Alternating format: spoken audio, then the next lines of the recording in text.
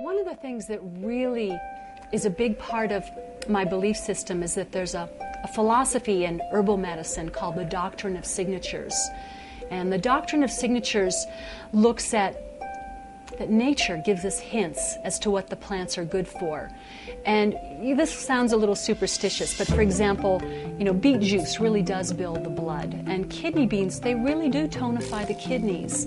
And blueberries are really good for the eyes, even brown eyes. And if you think about how wonderful eating something that's fresh and uncooked, how the vitality of the plants are conserved. I love the way I feel from this. When your friends tell you, I have headaches, I have cramps, I'm so low energy, why not show them something that they'll probably love that's really easy? And so it's good to introduce this to people. You love your friends, you care about them, invite them over for dinner, have potlucks. I wanted to share with you the wonders of buckwheat. And buckwheat is not related to wheat. It's actually a relative of rhubarb and smartweed and the Chinese herb Hoshu Wu, which means Mr. Wu's hair stays black. Those are all relatives of buckwheat. So buckwheat, when it's in its whole form, has little black seeds that are encased in a triangular seed capsule. And you're welcome to look in here and even feel the triangular seed capsule. So for those people who are allergic to wheat, just remember, buckwheat is not related to wheat. And in many of the Nordic cultures in Russia and in Eastern Europe, people, especially athletes, eat a lot of buckwheat in the belief that it's going to help keep you warm in winter and give you a lot of energy. I'm told that many of the Russian athletes travel with buckwheat when they go to compete and to train for the Olympics, that buckwheat is a staple that they carry with them. So you may have heard of the grain kasha, which is basically toasted buckwheat. It's also used a lot in Jewish cookery and Middle Eastern cookery and Polish cookery. So buckwheat is really a very multifaceted grain. This is actually a tray of grass that's been growing for 3 weeks, and I'm going to pass it around, and I encourage you to pick a blade of buckwheat lettuce and just munch on it. It has a nice lemony taste. And you can pick it kind of close to the ground, but you don't need to, pick it. You don't need the soil or the root. Basically, what I did to grow this buckwheat is I soaked the buckwheat seeds overnight, and then I spread them on a tray of dirt. I prefer using a stainless steel tray rather than plastic, because plastic gives off a hormonal-like compound called xenoestrogens, which is suspected of being carcinogenic. So stainless steel is hard. You certainly don't want to use an aluminum tray. So you soak the buckwheat seeds overnight, maybe 2 cups of them, spread them on about 1/4 of an inch of organic potting soil, and then water it every day. It doesn't take a lot of light. We don't have a lot of light here in our condominium. And yet, this is the 3rd week that this buckwheat lettuce has been growing. And so the doctrine of signatures here for me is how wonderful it is to eat something so fresh that it's still growing. So go ahead and eat a few sprigs of it. It has a nice lemony taste. This is wonderful in salad. And so the doctrine of signatures when it comes to freshness is that most of the food that we eat has been harvested at least 6 weeks ago. That's why, papayas are never quite as good here as they are in Hawaii or Mexico. So to eat something that was just growing, I feel, contributes to longevity, to vitality, and to making you feel alive and vital. So buckwheat lettuce is really a lot of fun. You want to get the sunflower tray as well? This is called kitchen gardening, and thank you. So another important part of raw food, and I think just healthy living in general, is as much as possible you want to eat local and organically. And this is, moving into fall time for us here now. So there's not as the farmer's market is over. What's really in season? I see this as a season to eat more kitchen things that you can grow yourself. And this is a tray of sunflower grass. So basically I soaked sunflower seeds in the shell overnight, and then spread them out on a 1/4 inch of organic potting soil. And this is a week old, okay? And we'll be able to eat this for 3 weeks.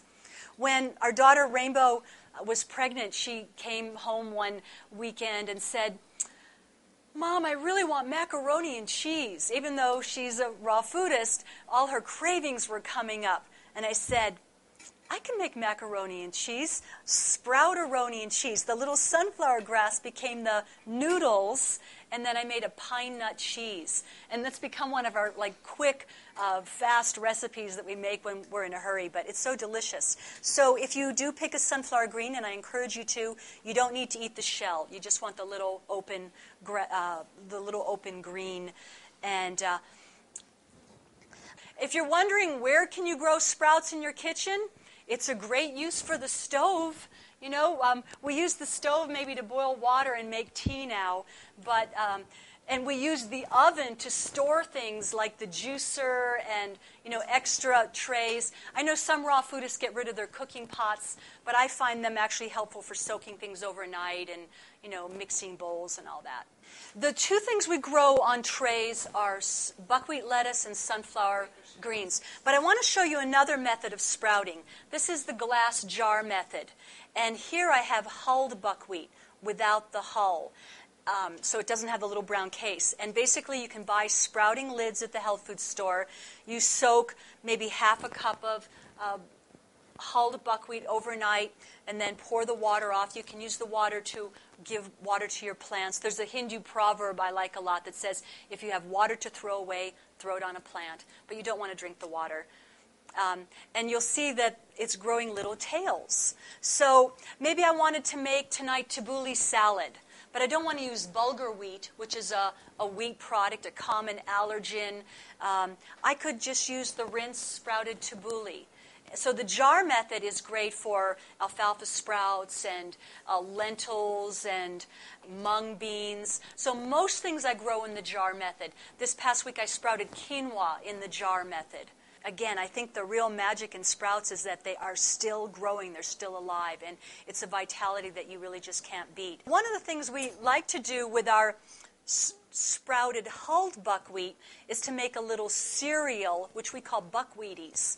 So the buckwheat gets sprouted, and then we dehydrate it on a dehydrator, which I'll talk more about later, and then I add some raisins to it, and we make a cereal. So on those mornings when it's a little cold, you don't really feel like having cereal or fruit, you don't feel like having fruit, you can use your sprouted buckwheat cereal with raisins or apricots or whatever, and mix it with almond milk and have a bowl of cereal. So if you want to taste that, it's really quite plain, but with the addition of almond milk, it stays crunchy in milk longer than any, main brand cereal you've ever had.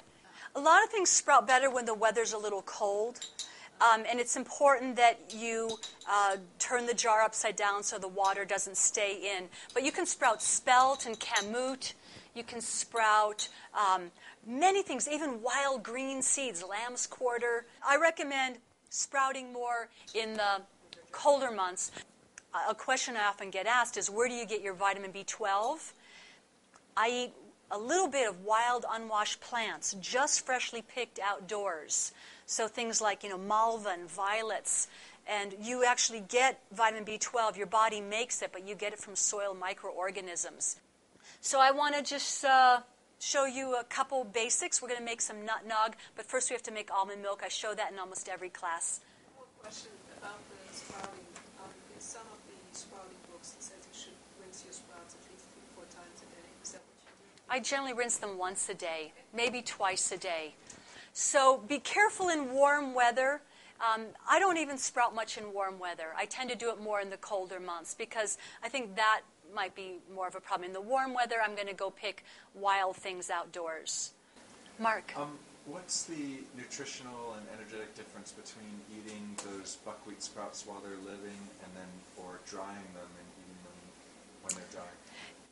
In general, let me just say this, the nutritional difference between like a sunflower seed and a raw sunflower seed, in general, sprouting something increases the vitamin C content, it increases the vitamin E content, and it increases the protein content.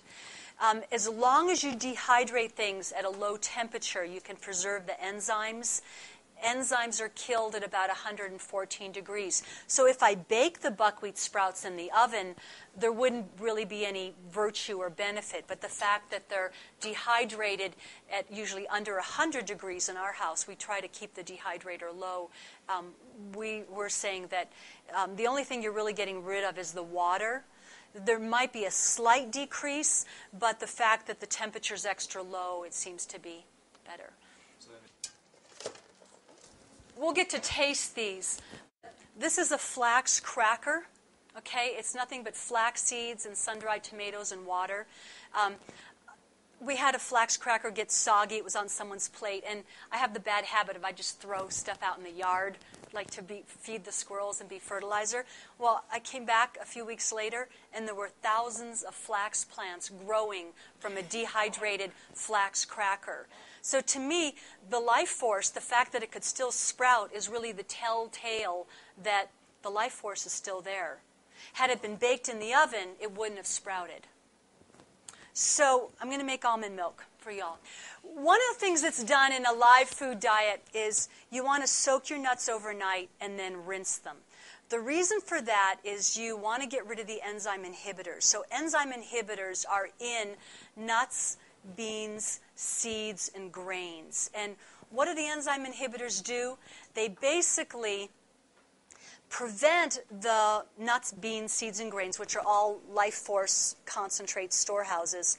They keep them from sprouting ahead of their time. So what if you had, humid climate and there were sunflower seeds in the bulk bins at the co-op and it got a little moist? They'd start growing leaves. It would just be like, the eggplant that ate Chicago or something. They'd be growing all over the place.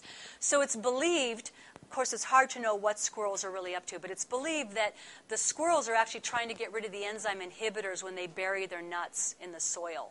So I want to pass this around. These are almonds that have soaked overnight. They've also been rinsed. And I'd like you just to taste a soaked sprouted almond. So I've already rinsed the enzyme inhibitors off. And when you do that, what you're basically doing is you're making the nuts softer. You're making them come to life. And a lot of things like sunflower seeds and pumpkin seeds will actually sprout little tails. So you're activating them. So I have a cup of soaked almonds here. I'm going to add a quart of water to that and just show you how easy it is to make almond milk. Every kitchen should have a blender. So, just simply the almonds, 1 cup of almonds, 1 quart of water. We're going to blend it.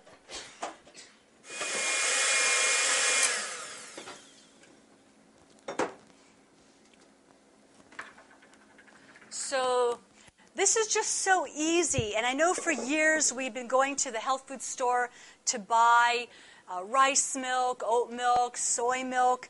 And this is almond milk. What we're going to do is strain the almond pulp out. Now, how long did that take to make? This is called a nut milk bag.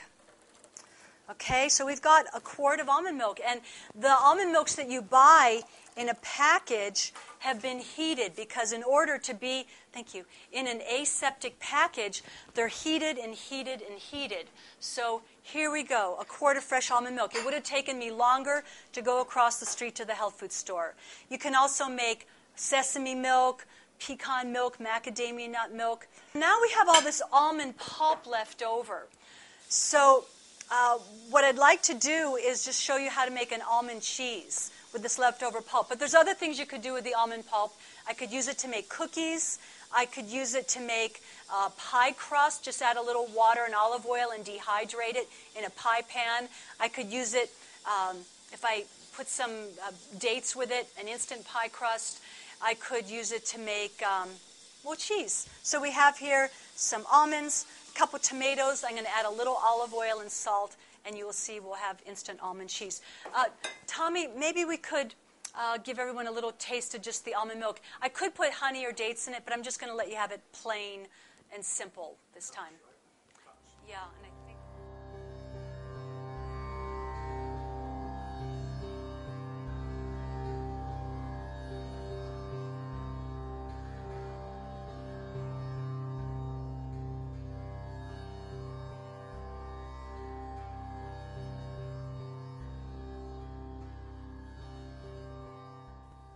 have a vegan eggnog coming up here. All right. And if you have banana peels to throw away, rose bushes really love banana peels. Yeah, they're great fertilizer.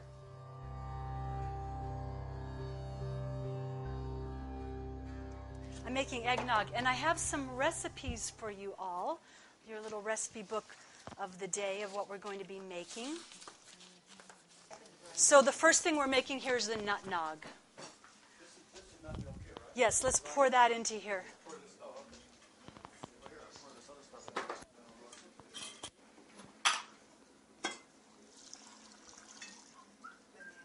So there's, yep, it's the first recipe that you're getting. That's all, but we'll use the rest in a minute. Now what is in there? Bananas, nutmeg, almond milk, vanilla.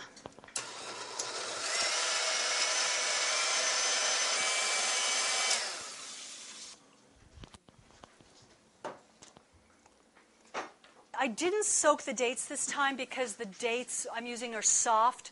So most of the recipes will suggest that you soak dates. If you buy soft dates, you don't need to soak them. But, some dates can be really hard.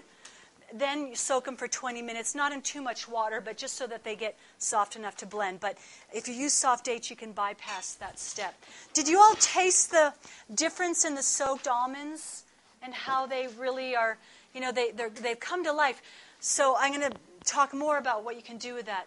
I'm just going to taste this to see if it's good enough for everybody. And then... organic raw almonds or just regular almonds raw? Okay.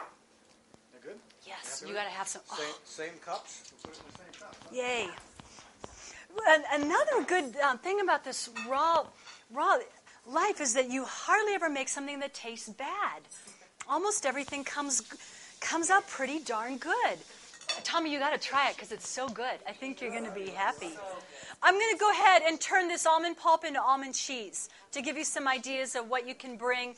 And basically, I'm going to take 2 cups of almond pulp, 2 little tomatoes, about half a teaspoon of Celtic salt, and maybe a 1/4 cup of olive oil. I'll kind of do it by looks, but that's going to become an almond cheese, which is great spread on crackers to take to work with you. Okay, so we've got the almond pulp because nothing gets wasted. I've got 2 little tomatoes. The kind of salt we use is Celtic salt because Celtic salt is unheated. Do you know most salt is heated? And then they remove the minerals from the salt and sell it to the vitamin companies. And one of my teachers used to say, in order to have healthy blood, we have to have good salt.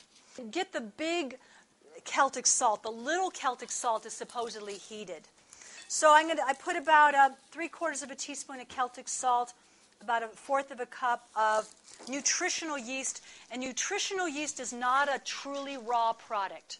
However, if you're eating something mostly raw and you add a tablespoon of this, a tablespoon of that, here or there, I don't think that's a big problem. Most people will still eat it. I'm adding about a 1/4 cup of olive oil, and you'll see that we've made cheese, which can be a sandwich spread for the whole week.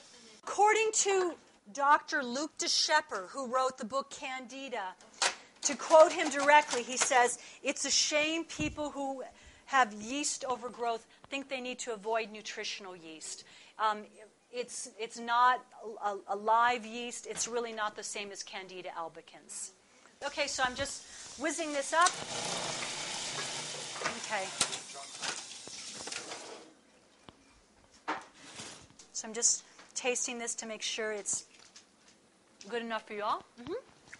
Yeah, it is.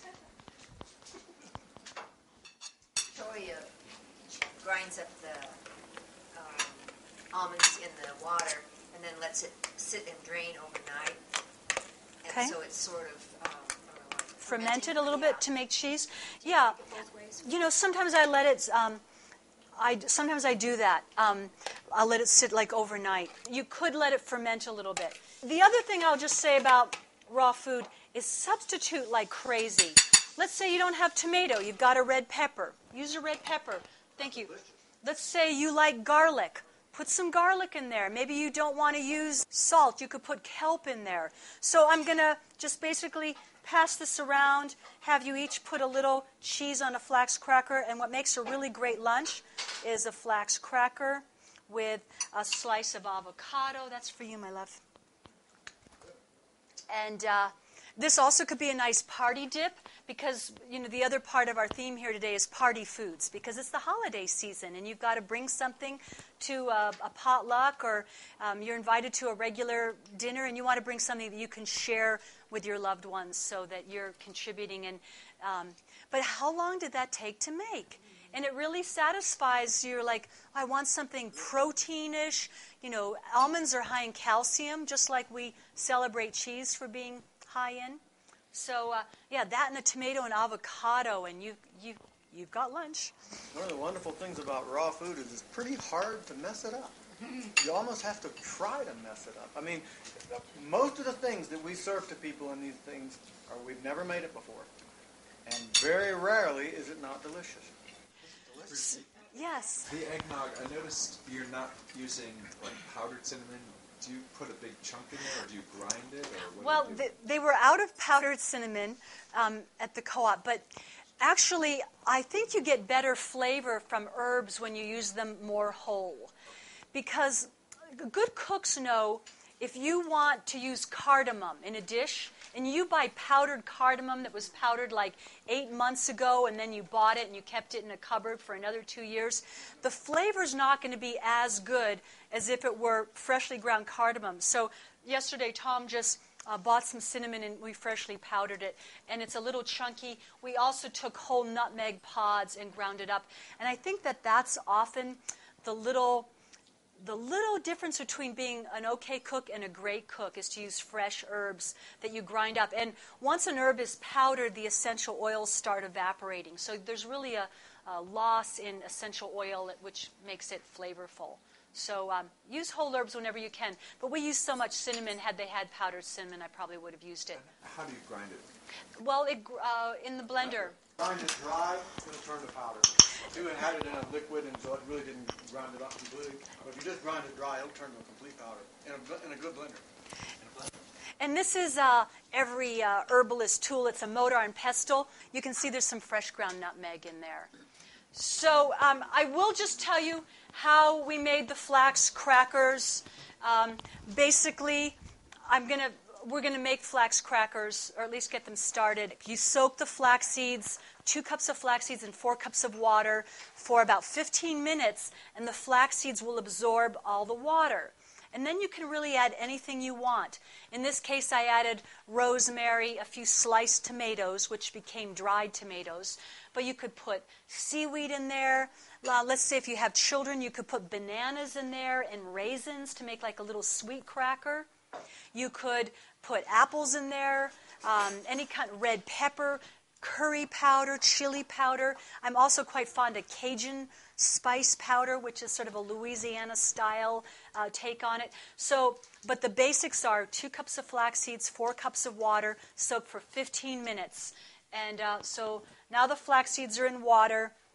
If you want to pass this around just to see what it looks like right now, the way we make Nito burritos is we sprout the flax seeds for 2 days. And the flax seeds start growing little tails. And then we add sun-dried tomatoes and chili powder.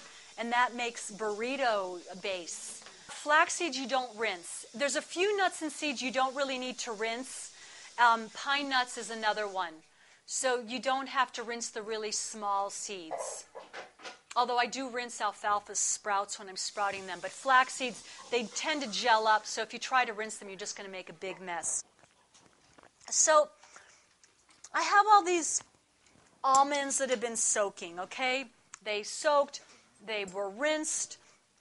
But maybe I want to take a snack to the movies, or I have friends coming over and, we want to, have some recreation. We're not going to eat soggy, wet nuts, right? That's just not going to be that good. So I'm just going to show you what we might do with our nuts.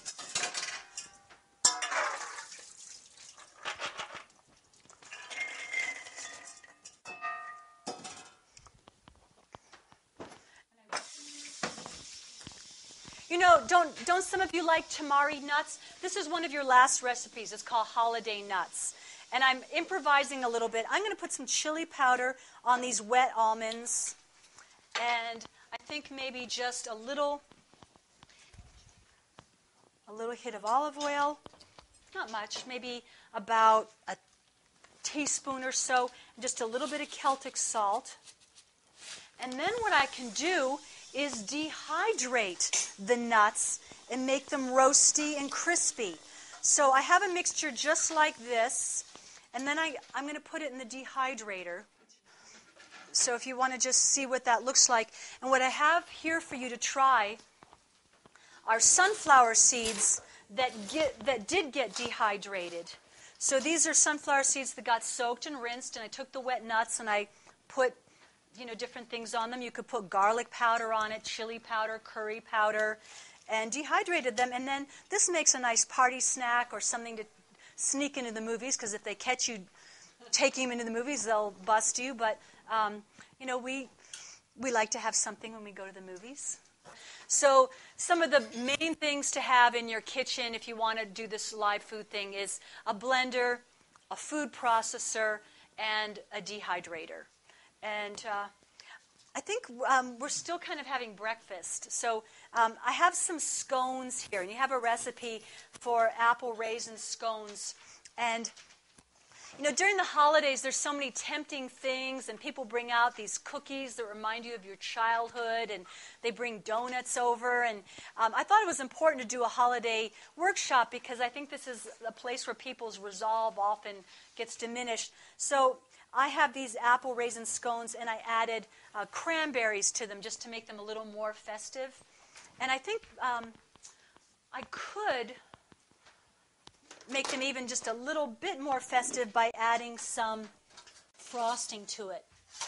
You have several frosting recipes in the back of your booklet there. So I've got about half a cup of dates, half a cup of macadamia nuts, which are deliciously decadent and high in fat. Good fat. One of my favorite things to use, let's say I just need like a tablespoon of liquid. I could use water. I could use almond milk, but I'm kind of a gourmet at this. I'm going to use just like a spoon of orange flower water or rose flower water, rose water.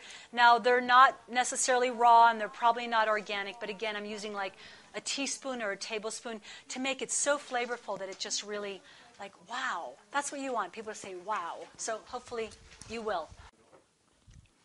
I'm going to put a little hit of the eggnog in the frosting to make it a little more pureed. I think we got it. I think we got it.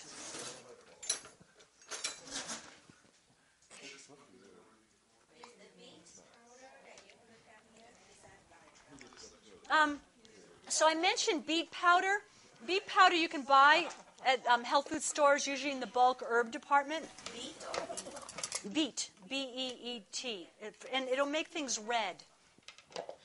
And that's really the advantage, is the beet powder. It doesn't make it taste like beets because you just use a small amount, but it will give things a pretty red color. And I know if you have children, and everyone's running around with green and red cookies, they want something that looks kind of like everybody else's. So I'm going to frost these scones, and you can each have a little scone. So we're still really eating breakfast here. Maple syrup is not. Maple syrup is not truly raw, and Giuliano says there's two things I do differently in my book now. He has a new book coming out. I don't use maple syrup, and I don't use cashews, because even cashews that say they're raw are generally, they're heated to get the nut off of the fruit. And cashews are actually in the poison ivy family. So people that have skin problems are probably better off avoiding cashews. We use namashoyu tamari, and it is cooked to begin with, but then it's been brought back to life. So this is the kind of tamari you want to use. There's many brands of tamari out there, but this one is unpasteurized. You can also find in the health food stores unpasteurized miso. So hopefully you'll like these scones. It's just something nice. It's nice to have something to greet guests when they come over.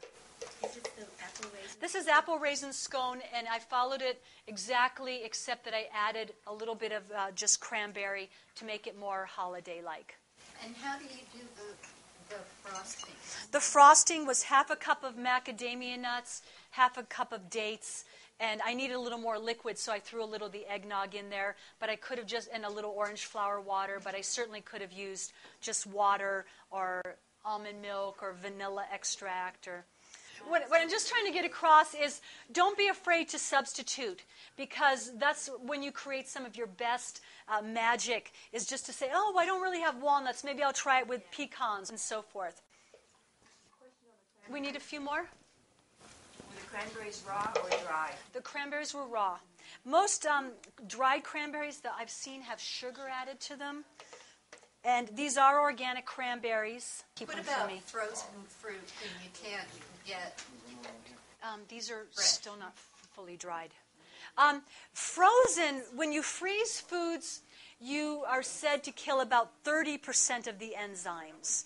However, that's not all of the enzymes, and so if I had to use frozen blueberries to make a blueberry pie, my preference would be to wait till we've got fresh blueberries and use those. But most raw fooders enjoy ice cream, and we love to just take bananas, peel them, freeze them, and run them through a omega juicer or a green life juicer to make banana ice cream. So I think that that's fine. It's certainly better than canning, and so my preferences in food preservation is dehydrating and then freezing, and canning is like just out of the question. Anything in a can has been heated to a very high temperature. And I mentioned Napoleon once already, but Napoleon's army were really the ones who started the whole canning thing. They were trying to find a military edge so that they could have food when they were out on the battlefield. And canning was really the answer. And so much of the food, the fast food that we use today, is really leftover war technology food. Margarine was a way of giving soldiers something that looked like butter out on the battlefield that wouldn't melt. Unfortunately, margarine doesn't melt in your body either. It congests your liver, which will congest your entire circulatory system. Your scones are totally delicious, Bridget. Thank you so much. Wow. And so the sprouted buckwheat became the grain, and I used the sprouted buckwheat like this to make the scones. And the food processor is definitely a must-have for the raw lifestyle, because you want to be able to grind stuff up. I'm going to show you how to make a raw kale salad. People think, can't eat kale raw, right? The only vegetable I have not been able to eat raw is artichokes. So if I were to eat an artichoke, I would probably cook it, and if I have to cook it, then why bother? So I'm just cutting the end off the kale. It's already been washed. This is so easy. This is something that we have as a meal probably at least once or twice a week. And I was actually learned this recipe from Chad Sarno, who's a wonderful raw chef. He was one of the chefs who did a lot of the recipes for Roxanne's restaurant. So I'm just cutting the kale up fine. Does it say, you see it in there? Solstice salad. Winter solstice salad, thank you. And I'm not going to do it exactly, but I'm chopping up the kale. Do you eat all of the stems or just the stems? I only cut off the very last inch. Is that a plastic knife? This is a porcelain Ceramic. knife. Ceramic? Ceramic. And a ceramic knife dull will cut better than a steel knife sharp. And it also doesn't tend to brown, because there's no oxide in it. It doesn't brown the vegetables where you cut it. So in our salad, our kale salad, which I'll come right back to,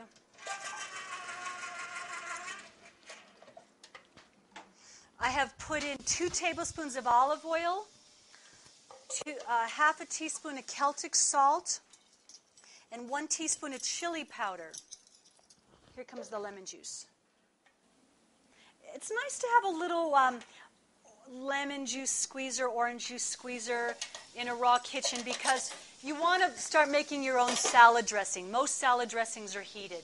I called up a few of my favorite companies to find out, do you heat your salad dressing? And in order to have it have a long shelf life, they do heat it, and not to mention heating it to make the salad dressing, the oils themselves are heated. Really, the only kind of oil you want to use is extra virgin olive oil or cold-pressed coconut oil. I did just find a macadamia nut oil from Australia that they cool the machine with water. But most oils, when they're pressed, they get to be about 200 degrees. And heated oils, haven't you heard that we get free radicals, which cause cellular damage? We get them from heated oils. And 2 summers ago, there was a big study that came out from Scandinavia. They found that when heated oils are mixed with carbohydrates and heated to a high temperature, it produces a type of plastic called acrylamide, and it's carcinogenic. And the Swedish government was very alarmed, and they said, if it were only a couple products, we would take them off the shelves immediately. But it's hundreds of products. So we're just going to have to do more research. Okay, so I've got 2 tablespoons of olive oil, 2 tablespoons of lemon juice, a teaspoon of chili powder, and a half a teaspoon of Celtic salt. Now the trick to make this look cooked is I'm going to massage it. And you're just going to have to know that I washed my hands, and I'm going to massage it. And it's going to taste like it had been steamed for 10 minutes. How much kale? I used 1 bunch of kale. Okay? So we've got a kale salad right there. Now, something you could do for the holidays, I'll just kind of improvise right here. If you had a flat bowl, you could even make it shaped like a Christmas tree and then put cherry tomatoes on it to be the little decorations. And I think just to round this out, we're going to put like a little circle of beets around it. And I'm going to have you... Cut some beets? Yeah. And then we're going to shred them in the food processor. Just to, I'm going to just take the beets and just make a little circle around here. And that's just beets. This is just grated beets. And I could do it the other way around. I could use the beets and the kale to make like a little wreath shape. You know, you could do something like that. I could have, put the kale around to be green and made little piles, but I'm, moving a little faster than usual. So, but that's certainly festive and holiday-like. Yes? Thank you. I'm actually going to toss it all together so we get some of the dressing on the salad. Okay, we got that. This has nothing to do with holiday food, but this is another essential thing that raw foodists need to know about. This is another great piece of equipment. It's called a spiralizer. And I'm putting in here a piece of washed yellow squash. I could easily use zucchini. And I'm going to just turn the little crank here. Does the Cuisinart do that too? No, the Cuisinart won't do this. So what we've done is we've made angel hair pasta. Okay, so if I wanted to make, look at that. If I wanted to serve spaghetti tonight, I would simply take the spiralized zucchini or yellow squash, and I could put sun-dried tomatoes, sun-cured olives, fresh basil, olive oil, pine nuts, and make an instant pasta dish. You could spiralize carrots and beets, jicama, but this is a great little tool. And, none of us want to give up pasta, but if you think about it, pasta is really just a bowl of white flour glue. And it would taste terrible by itself. It's a great medium for putting nice sauces and spices and salt on. And that's what we really like. And you can do that with this. What if I wanted to make lasagna? I would slice zucchini or yellow squash with like a cheese slicer and make big wide noodles. This will also make wide noodles, which I sometimes use for Asian dishes. Why do the beets need to be skinned? So I didn't really get it going yet. Beet peels, they're just a little tough and bitter.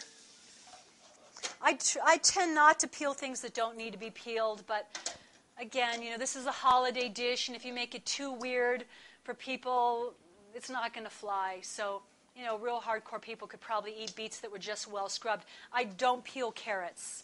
And I think another place where you get a little B12 is eating, just lightly washed carrots. You don't have to Are scrub them. there extra minerals in the skin of beet? Or That's a good question. I don't know. I don't peel apples. Most things I don't peel. Yeah. I did peel the sweet potatoes, and I did peel the pumpkin for our pumpkin pie. Okay? So you kind of leave it up to yourself, and it's considered a little more refined to peel things, but, don't peel things more than you need to.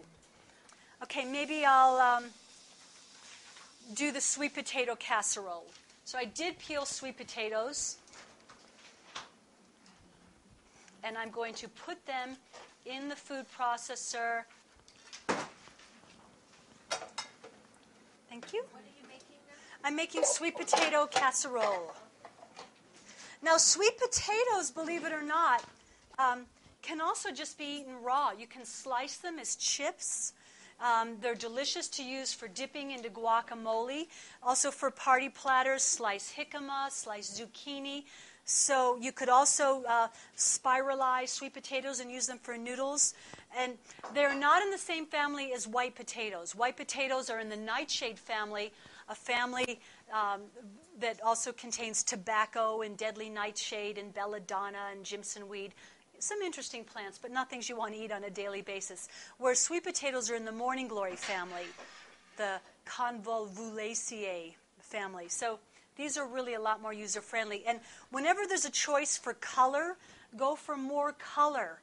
There's more nutrients, more phytonutrients in color, pink grapefruit rather than white grapefruit. The darker papayas rather than the pale papayas. The darker the lettuce. I recently learned that romaine lettuce means it's Roman, native to the Roman region, romaine lettuce. So that's over iceberg lettuce. What about yams? Yams, technically what we have in this country are sweet potatoes, even though they're marketed as yams. True yams are real big, and they're native. I think they grow in Africa, and they're not, what we are sold here are not really bona fide yams. So I'm going to let Tom take over for a minute here while I try to get the sweet potatoes done. Now, for people who like bacon, here's everything that bacon is minus the pig. And what it is it's just young coconut. You take the water out of it, you can water for all kinds of things, and just drink it. And you take the meat out of the young coconut, put, what is it, Brigitte? Liquid smoke, nutritional yeast. I'm going to tell you exactly. The meat of 6 young coconuts, a tablespoon of liquid smoke, about a teaspoon of Celtic salt, about a 1/4 cup nutritional yeast, and maybe a tablespoon of maple syrup. And I know maple syrup's not totally raw, but remember that bacon was always especially good when it was kind of maple flavored. So that's where that came from. Like bacon, stick it in a dehydrator, let it dehydrate. Now, it's better, we had this in the ice box, better right warm out of the dehydrator, obviously, or just room temperature. But you can get the sense that it's a whole lot like bacon, no pig, had to suffer or die. It's very delicious. So I just am going to pass this around. Everything that's on your first recipe for cranberry sauce, we've got dates, which I didn't soak, grapes, oranges, and cranberries. I'll pass this around, and we're going to not puree this into a total mush. We're going to just pulse it, so it still is kind of chunky, because it's always nice in a meal to have a variety of textures. So we're going to do cranberry sauce. I'm pulsing the cranberry sauce. Okay, see how quick that is? Boy, we don't have to eat that gelled stuff that's like from the can.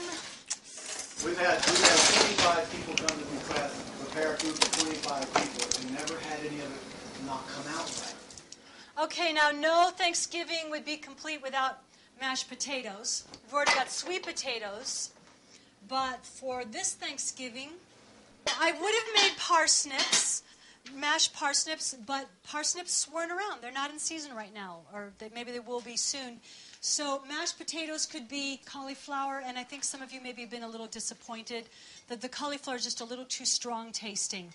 But I found that rutabaga makes a good mashed potato substitute, so do parsnips. To make mashed rutabaga, I have peeled the rutabaga, and I'm going to puree it in the food processor. And for a fat, I'm going to use soaked macadamia nuts. And keep in mind, too, that when you're processing your food, if it's too hard and crunchy, add a little water to it. If it's too runny, then add a little more vegetable to it. So you have to be willing to tweak things, but it's not like a cake, like, oh, I ruined it. And another good thing about making raw food is if the company doesn't come on time, it's still perfect. It's not like anything got too dried out or it got ruined, got cold. It takes a lot of stress out of preparing food.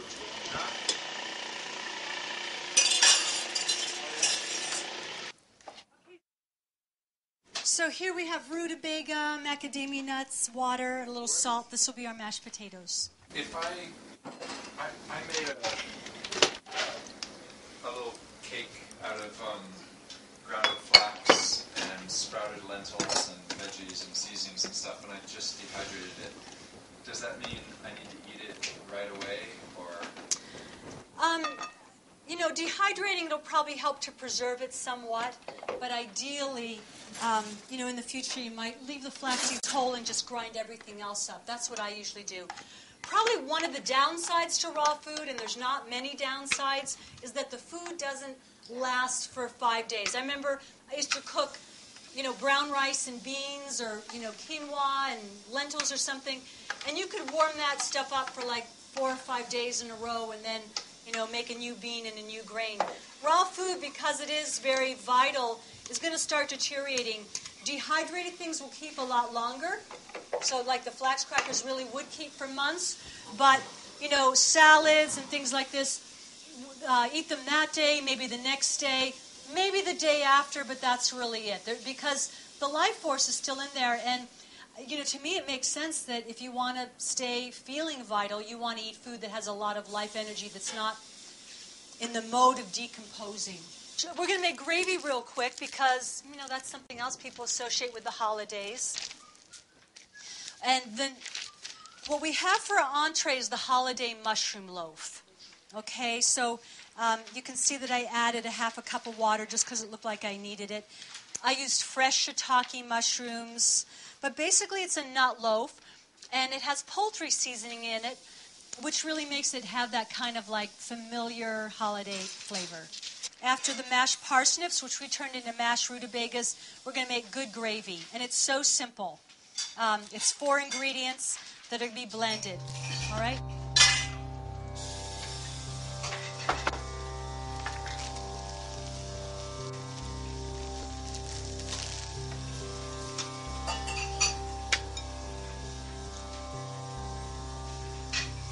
Nutritional yeast, olive oil. It's 1/4 cup each. Nama shoyu. And I think I'll add just a little bit less water just so it won't be too thin.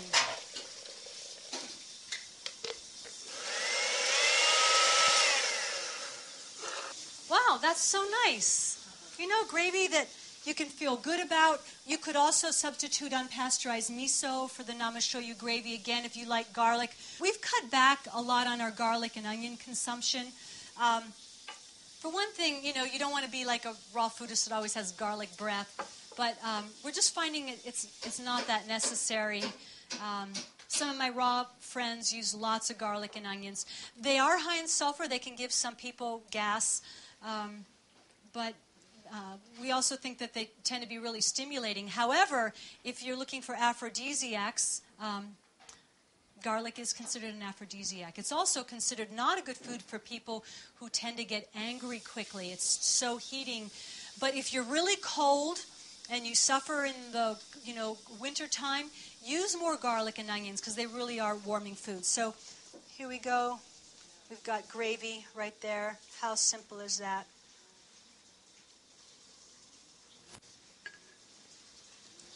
So I think we have the start of a dinner here. So I'm just going to say a short blessing. Thank you, Heavenly Father, Universal Mother. Thank you for all the blessings, all the help, all the lessons. Help us to know your will and do your will. Help us to be a comfort to those in need. Blessed be. So, come have some holiday Thanksgiving, holiday whatever. Not really Thanksgiving, holiday feast.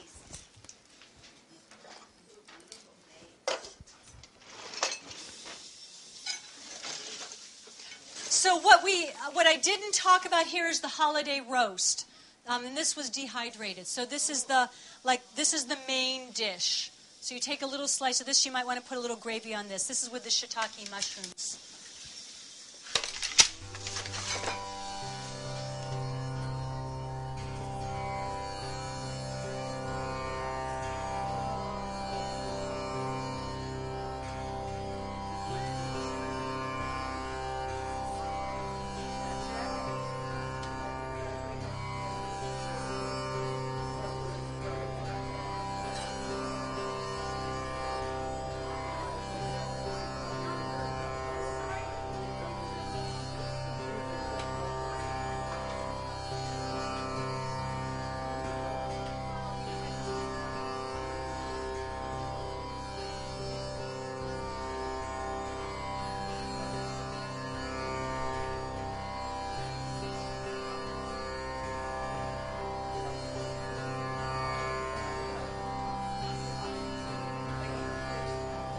So I'm going to go ahead and make a pie crust because I remember the old days of making pie crust, white flour and shortening it, or butter or oil and salt, and rolling it out, and it would always break into little pieces, and I try to like press them in together, and it was really kind of difficult.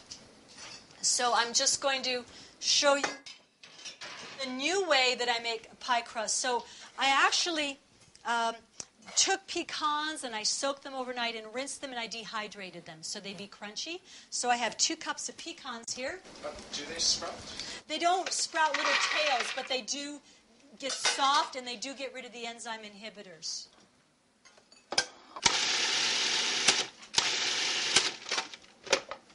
Okay, watch this. This is my idea of an easy pie crust. Is that just the nuts? It's the pecans and dates that I pitted. You've got the recipe right there. I'm just going to press it in right there. Would you ever want to roll out a pie crust again when you can just do that?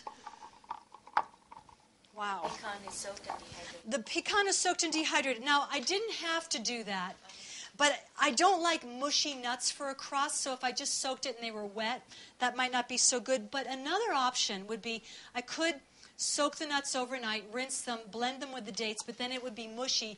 Then I could put it in the dehydrator, especially if I had an Excalibur dehydrator, which has a solid shelf, and that could have made the crust crispy. But this is how I chose to do it this way. Now I'm going to pass around the pumpkin pie filling.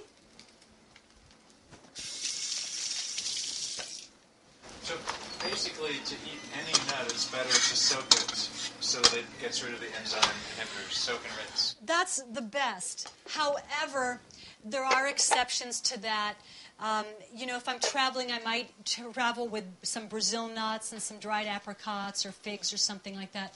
But for the most part, if I had digestive problems or I wanted to make the nuts more digestible, I would soak them and rinse them. Seeds as well. Seeds as well. So this is our pumpkin pie filling.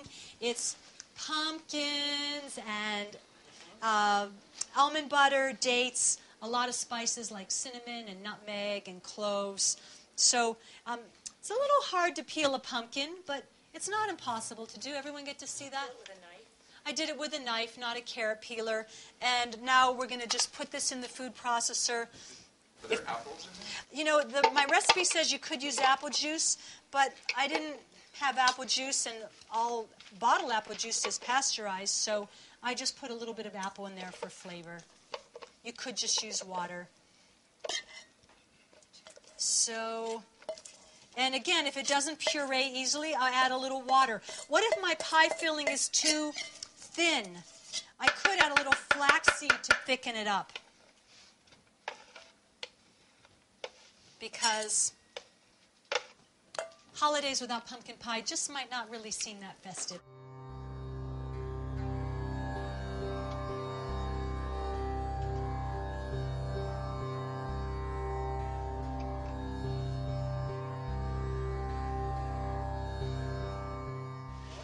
If you don't have a food processor, you want one for Christmas. Or buy one for your sweetheart as a gift, and then you can use it, you know. I do want it totally pureed. Thank you. That looks so good. Bless you, heart. Yeah. Yeah, that looks really good. I think we got pumpkin pie. Let me just see if it's good enough to serve this gang here.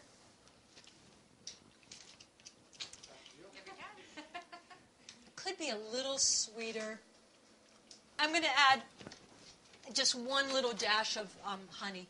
I didn't use honey for a long time, and I don't use it a lot because I've always thought that, that bees, we don't want to abuse the bees. But what I've also learned is that small bee companies are really doing a lot to preserve the health of the bees, and that we really should support small companies that are protecting the bees, that are making sure that they don't have all their honey taken away and get white sugar as a substitute.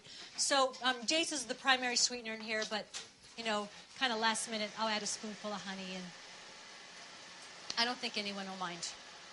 I can tell it's going to be good and creamy. And then we have a fruit cake. So thank you, Tommy.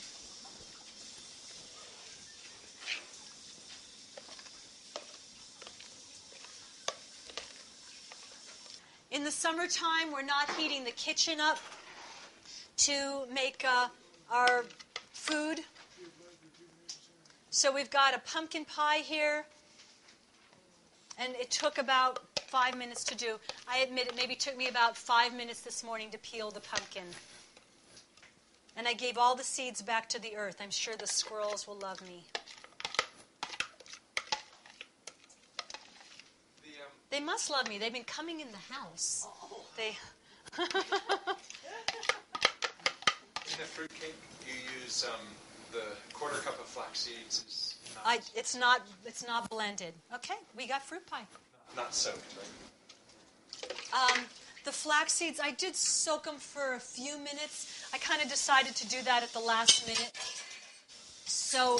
But I did not grind up the flax seeds. I kept them whole. And I pureed about half of the fruitcake mixture, and the rest I kept whole. So I'm going to put some knives and napkins out here and encourage you to come up and enjoy a bit of dessert. We have some. What I need is a pie server thing. Okay. So it's, just to be clear, it's optional whether to soak the flax seeds or not. I kind of thought it needed a little more moisture, so I did soak them. But if the cake was moister, I probably wouldn't have soaked them, because if there's enough moisture in it, it'll take up. And then this is a fruit cake that isn't dried yet. Wow. You can eat it like that. Yeah, you could. But this is a fruitcake that I didn't dry yet. But if I wanted to ship, or if I wanted to, last for a few weeks, drying it will definitely help it to last. Okay, we have napkins. Servez-vous. So I'll put some holiday nuts out there. Okay. But I used more apricots and raisins, and I left the pineapple out. You could use pineapple. I had several reasons for not using the pineapple. I wasn't sure that it wasn't sulfited.